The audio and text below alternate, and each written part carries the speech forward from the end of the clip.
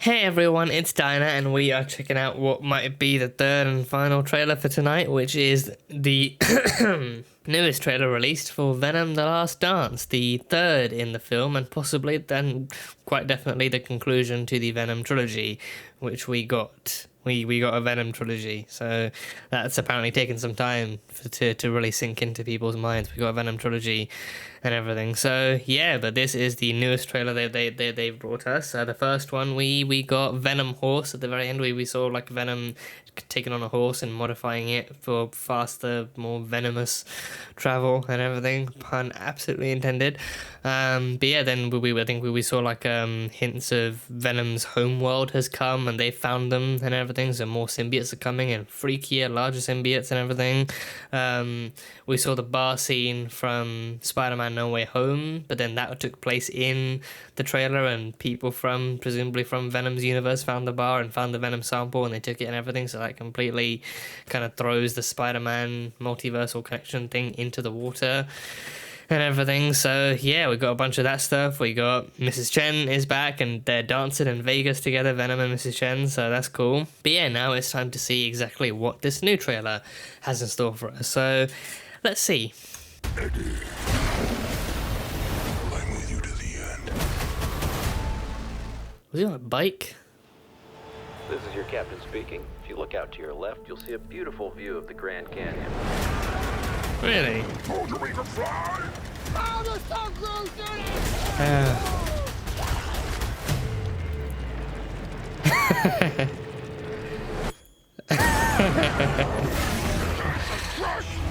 Oh Jesus, oh Jesus, oh Jesus.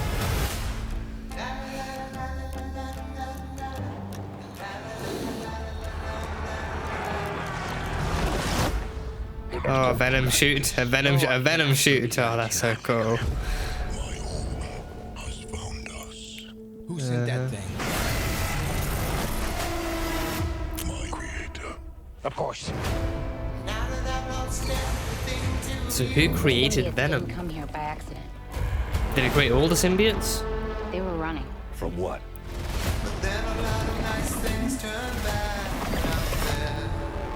Oh, who's this? No. We have something he needs. Oh, is he like a he who must not be named type person? No. As long as Venom lives, everything will end. What are we doing? We need a disguise. Hey, man. Oh, Jesus. Why'd you He just kept on What is wrong with you? sliding. Well, hey, at least you look classy now. We've come a long way. Oh, Be throwback. This world can't survive. Fish We Venom? stay together. Oh boy, oh boy, oh boy, oh boy, oh boy. But I need him. He needs you. You're his loser. Oh boy. We are bad people. There we are. There comes a time in every man's life where you have to make a sacrifice. Eddie, I'm with you to the end. Are they both gonna die? They're not gonna pull that off, right? They're not gonna make them both die. It's like, oh, you want at least one of them to survive? Well, This is all the money that we have. you can't keep either of them. It's like, This feeling? it's like all of my problems have gone away. Oh boy, oh jeez. You're welcome to fight. Oh I need Christ. more money. Oh, don't we all? Don't we all, Venom? Don't we all need more money? Yeah, I think we kind of did relearn that more symbiotes from Venom's homeworld are coming, and we also learned a bit about Knull. I've not read Venom comics, any of them, still. I've had all this time since the first movie, and I still haven't read any of them. Shocker, I know. But I think this is Knull. Some long white or grey hair and everything. Looks humanoid, perhaps. I think I see like a nose and lips and everything, so probably just looks like your average human with some venomous modifications. But yeah, no, so apparently he created all the symbiotes, and this is like the homeworld of Venom, I think, with all these upside down style vines growing everywhere. So Knull since this is their home world and he created them, like, do the symbiotes all kind of just like exist naturally on their own home world? Because then it's only once they come to Earth that they then become these more malleable and kind of really weird floaty symbiote things that like they become solid once they bond successfully to a host and symbiosis is achieved. Like, I think the first movie kind of established that already. Like, some symbiotes, some hosts are viable, but then the ones who aren't die, and then the symbiote has to move on and find another one and everything. But then with this one, it does kind of look like they're just kind of shifting and like walking around and crawling around and everything. But then I don't know if these might be smaller ones, like the earlier kind of stages of symbiotes or whatever. But the first movie did have Riz Ahmed's character. He was trying to find a way, like he was trying to find more and more successful human symbiotes, because then I think he was going to help Riot bring more to Earth. Like, because then his belief was, oh, humanity is, you know, on the brink of collapse, but then it is because our bodies are like so weak and so feeble compared to the symbiotes, and we need to become stronger if we're going to take care of the planet and all that yada yada yada and everything. But then Riot just basically just wanted to bring more of his people here so that they could survive and they could actually take over, and I mean, I don't know if he wanted them to take over, but then he knew that like the only reason he survived here is because of symbiosis.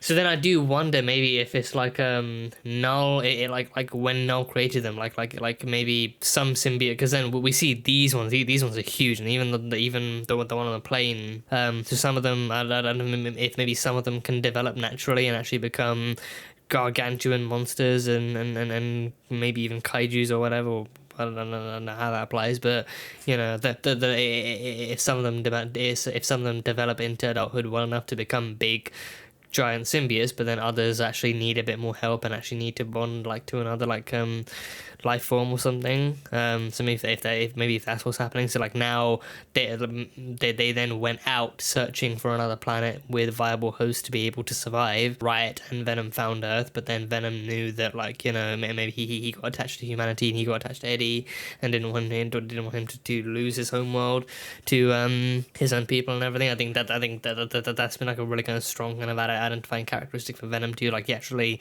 like did end up caring about humanity and caring about Eddie as well, and actually didn't want him to die or like lose everything he ever loved and everything. So they are continuously setting up for like some kind of like a tragic kind of demise or like a tragic kind of ending somewhat for this. So I don't know. I mean, and again, given that this is meant to be solely so far a trilogy, it does kind of raise the question of like, are we going to lose one of them? Are we going to lose both of them? You know, because if we lose both of them, then that just kind of means no more Eddie, no more Venom, no potential. That kind of erases the potential for like a crossover between Venom and Spider-Man, unless they come up with yet another new one, or unless they find a way to bring back Topher Grace's Venom, or something along those lines. But then he died in Spider-Man. He died, so there's no bringing him back unless you do the Spider-Man No Way Home thing and bring him back right before he died and make that whole thing again. But I don't know. I feel like they might find a way to actually, you know, I feel like they might just separate, because then one of the characters did say, like, you know, this planet can't survive if you two stay together